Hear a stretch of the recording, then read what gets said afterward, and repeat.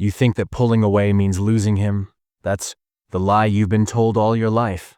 That he'll forget you if you stop reaching out, if you're no longer available, if you stop showing interest. That he'll move on, find someone else who gives him what you're holding back. But here's the truth. When you stop contacting a man, he doesn't forget you. He starts remembering you differently. The gap you create doesn't erase you from his mind. It changes your place in his awareness. What was once familiar suddenly becomes rare. What was once certain becomes uncertain. And in that uncertainty, his perception begins to shift. Male psychology works differently from what you've been taught. Your constant presence, which you think strengthens the connection, actually weakens it. Your constant availability, which you see as a sign of interest, takes away his sense of freedom. And what becomes taken for granted loses its charm. When you stop contacting him, you're not playing games. You're restoring the natural balance that attraction needs to survive. Most women panic when things go quiet. They think love must mean constant communication. That connection requires daily proof. That if they stop actively working on the relationship, it will fall apart. But it's exactly that belief that drives men away. Because what you call love, he feels as pressure. What you call closeness, he experiences as obligation. And obligation is the death of desire. The moment you stop contacting him, you stop being the person who needs something from him. You become the one who has chosen herself.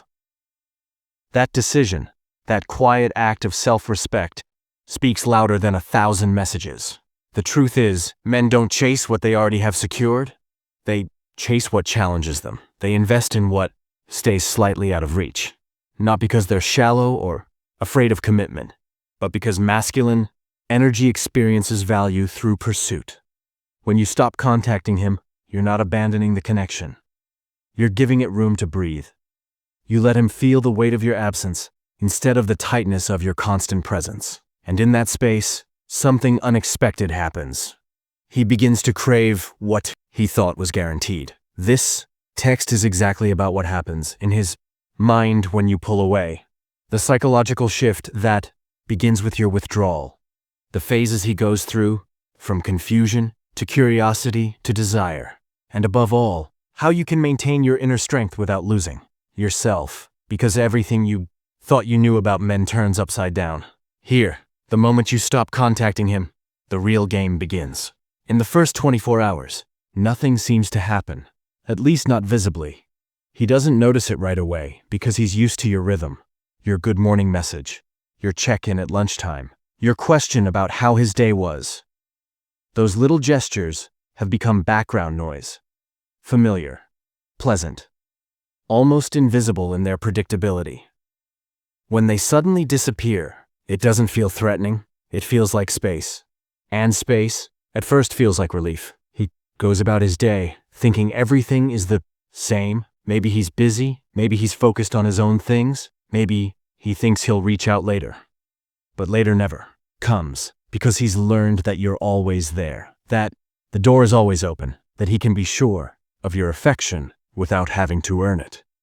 He relaxes into the silence, assuming it's temporary, that you're just busy, that everything is as usual, but something begins to change, barely noticeable, no discomfort yet, just a faint feeling that something is different. He looks at his phone and realizes you haven't texted. He wants to send you a message, but hesitates. Should he wait for you to go first? That moment of hesitation is the first crack in the foundation. Because for the first time, in a long time, he has to think about you. He has to wonder if you're thinking about him. And that's where the investment begins. Most women break the silence. Within the first 24 hours, they convince themselves that silence is punishment, that it's immature, manipulative, or cruel. They feel guilty for creating distance. They worry that he's hurt, confused, or angry. So, they reach out with a casual excuse, a funny meme, a neutral question, anything to relieve the tension they themselves feel. What they don't realize is that the same tension is beginning to build in him. And the moment they break it, they remove the pressure that was just starting to grow in his mind. They become again the one who writes first, The one who can't stand the silence. The one who needs the connection more than he does. If you can hold the silence beyond the first 24 hours, something starts to shift. Not dramatically, not visibly, but energetically. Because energy doesn't lie. Your absence creates a vacuum, and neither nature, nor the psyche, nor human relationships can tolerate a vacuum. Something will move to fill it. The question is, will you fill it yourself out of fear, or will you let him, out of curiosity, make the first move? That decision determines everything that follows. In those first hours, your own mind becomes a battlefield. You start to doubt. Was I too harsh? Did I overreact? Is he glad I'm gone? Maybe he doesn't care. Maybe I'm making a mistake. Every insecurity you've ever had about your worth in his eyes rises to the surface. Because silence, when you're used to constant connection, feels like free fall. You have no information, no reassurance, no certainty that you still matter to him. And without that external validation, your inner fears start screaming. And that's why most women fail the no-contact phase. Not because the strategy doesn't work, but because they can't bear the truth it reveals, is how emotionally dependent they really are. The discomfort you feel in the silence has nothing to do with him. It only shows you how much of your inner balance you've placed in his hands. Every time you reached out, you were checking. Does he still care? Am I still important? Is the connection still alive? Those little checks, those constant validations, became the foundation of your inner peace. And when you stop checking, the peace collapses. Not because he's gone, but because you never built it on solid ground. Silence forces you to face an uncomfortable truth. You've been controlling your fear through contact. Every message you sent was an attempt to calm yourself.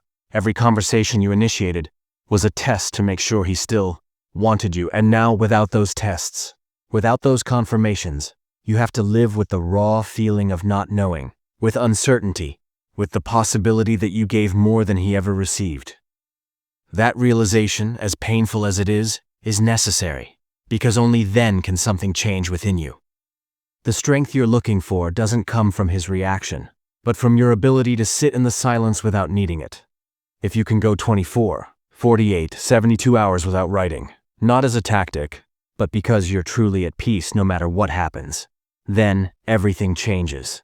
Not just how he perceives you, but how you see yourself. You stop being the woman who needs his reply to feel secure. You become the woman who knows her worth doesn't depend on how much he reaches out. And it's precisely that change in you that triggers the change in him. Toward the end of the second day, something interesting happens. He begins to notice it, not consciously, but on a deeper level. Your pattern has changed. You haven't texted. You haven't asked. You haven't shared. You haven't maintained the connection like before. That absence, that space where your energy used to be, no longer feels like relief. It feels like curiosity, maybe even concern. He would never admit it to himself. But he starts to wonder, where is she? Men operate on a different timeline than women. While you've been trapped in a storm of emotions for the past 48 hours, he's only just beginning to sense that something is off. This isn't cruelty or indifference, it's simply how male psychology perceives and processes relationships. Men don't live in constant relationship awareness like women do. They compartmentalize, focusing on one thing at a time. And if you've been the one maintaining the connection, his focus has been elsewhere, trusting that you'll take care of the emotional side. But when you stop putting energy into it, when you pull away, it takes time for him to feel the change. But once he does, the shift begins. He starts checking his phone more often, rereads old messages, trying to see when something changed. Wonders if you're mad at him, if something happened, if you're okay. Those thoughts don't completely consume him, but they appear little intrusions into his consciousness that weren't there before. And every time he thinks that way, you take up space in his mind again, not as the woman who was always available, but as the woman who might no longer be. This is the crucial phase. His curiosity awakens, but it's not yet action. He doesn't reach out, doesn't chase you. He observes, he tests, he waits to see if you'll break first. And it's here that your discipline determines the outcome. If you reach out now, even casually, You unconsciously confirm what he already assumes, that your silence was only temporary, that you can't hold out, that he doesn't need to do anything because you'll come back anyway. In that moment, you lose the balance you've built, but if you hold steady, if you keep the silence through day 3, day 4, day 5, the dynamic continues to shift. His curiosity grows. The casual wondering turns into active thinking. He begins making up stories to explain your absence. Maybe she's busy, maybe she met someone, maybe she's done with me. But those stories reveal something important. He's trying to make sense of the vacuum you've left behind, and the only logical explanation is that you've moved on. That thought, that tiny seed of doubt, turns his curiosity into concern.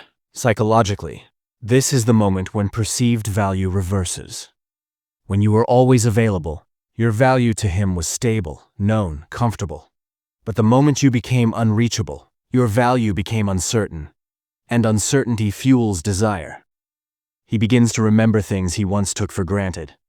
Your laugh that disarmed him, your gaze that truly saw him, your energy that softened his hard days, all those little moments that once felt ordinary now seem meaningful precisely because they're gone. This is not manipulation.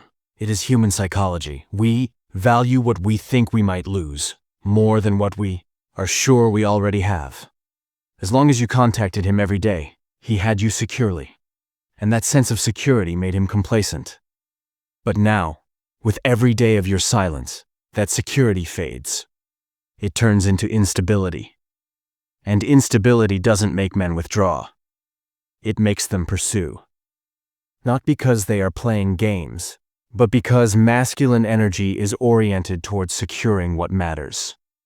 And you only become what matters when you become uncertain. While he processes your absence during these days, you yourself undergo a transformation. The initial panic fades, the urge to reach out weakens. You begin to realize that the world has not stopped turning just because you haven't written to him, that your day can be fulfilling even without his reply, that your worth has nothing to do with his behavior. This realization doesn't come all at once, but in small moments. A morning when you don't immediately grab your phone. An evening when you are truly present with your friends, instead of mentally trapped in his silence. A night when you sleep peacefully, instead of wondering what he's thinking. These small moments of rediscovering yourself are the real victory. Not whether he reaches out or comes back, but that you become the woman who no longer needs him to feel whole. Because that's the real transformation. When you stop pretending connection and start embodying fullness. When you stop seeking validation and start creating safety within yourself. When you stop waiting for him to choose you and begin choosing yourself. Then the energy completely shifts, and he feels it, even if he can't put it into words. The energy between two people is alive, tangible, real. When one person releases their grip on the outcome, the other suddenly senses the looseness. And that looseness, that sudden absence of tension, where there used to be constant pull, is unsettling. Because it signals the game has changed. The rules he thought he knew no longer apply. You're no longer where he left you. You're no longer waiting where you always waited. You have moved. And movement, especially movement away from him, draws attention. After 6 or 7 days, when you've maintained silence, something changes in his behavior. He no longer just wonders. He acts. Maybe it's a simple message, a casual, "Hey," pretending nothing happened. Maybe a like on your social media. Maybe a message through a mutual friend. The method doesn't matter. What matters is, he reaches out. He initiates. He steps into the space you created. And that step, that movement toward you after days of silence, is proof. The dynamic has shifted. You are no longer the one chasing. You are the one being chased. But this is where most women make the crucial mistake. They have longed for this moment, hoped for it, prayed for it. And when it finally comes, they react immediately. Excited, overjoyed, relieved. They flood him with all the energy they had been holding back. They reply to his simple, "Hey," with paragraphs. They dive back in with their whole heart, grateful that he reached out. And in doing so, they destroy everything that the silence had built. Because their reaction tells him everything he wanted to know. That she was waiting. That the silence was hard for her. That he still has control. That nothing has really changed. Except that he had to send one message to get her back.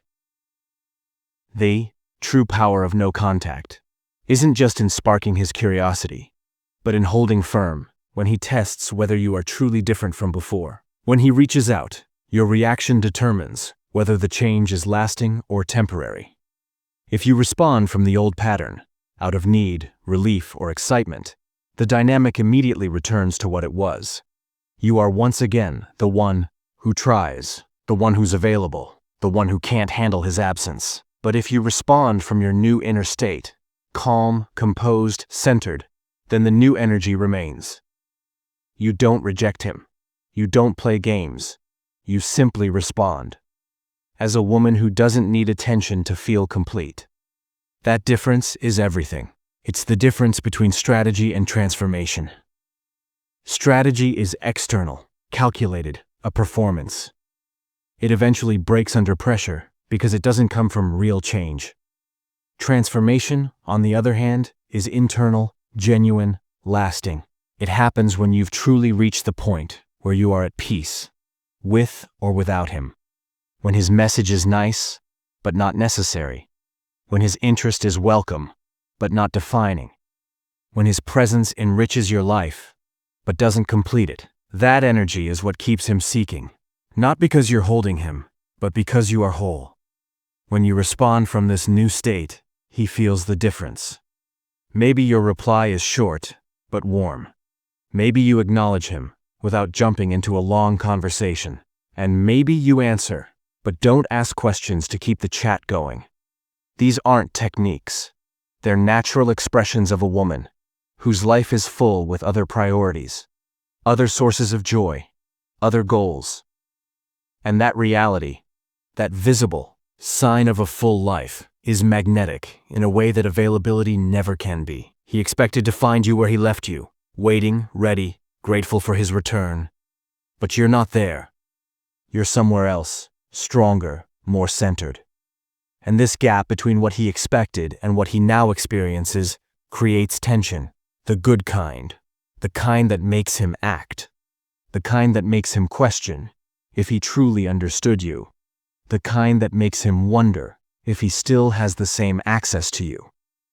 That uncertainty, his questioning of his place in your life, turns casual interest into real desire. In the days that follow, if you maintain this new posture, his initiative grows. He's no longer satisfied with short replies. He wants more. He asks questions. He tries to rebuild the old closeness.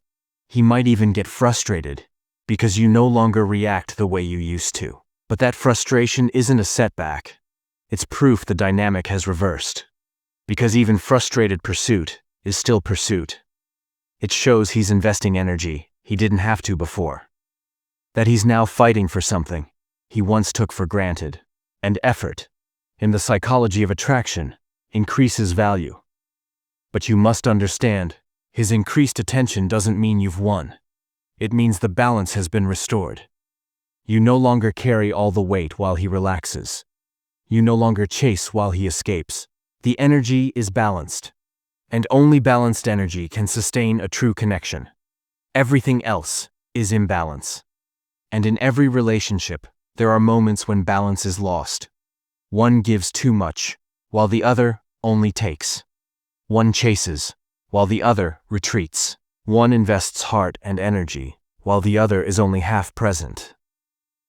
That imbalance can temporarily feel like connection, because it's intense. But that intensity comes from lack, not mutual attraction. It is draining, one-sided, and unsustainable. That's why you had to cut contact, not out of pride, but to find yourself again. Only when the energy settles do you see the truth. You no longer see the fantasy you fueled through constant effort, nor the potential you tried to force, but the real man before you and his true level of interest, when he can no longer just receive, but must also give. Silence isn't the enemy, but your clearest mirror. It shows you what is real and what you only imagined. It strips away illusions, excuses, and the hope for something that may never have existed. Sometimes that realization is painful.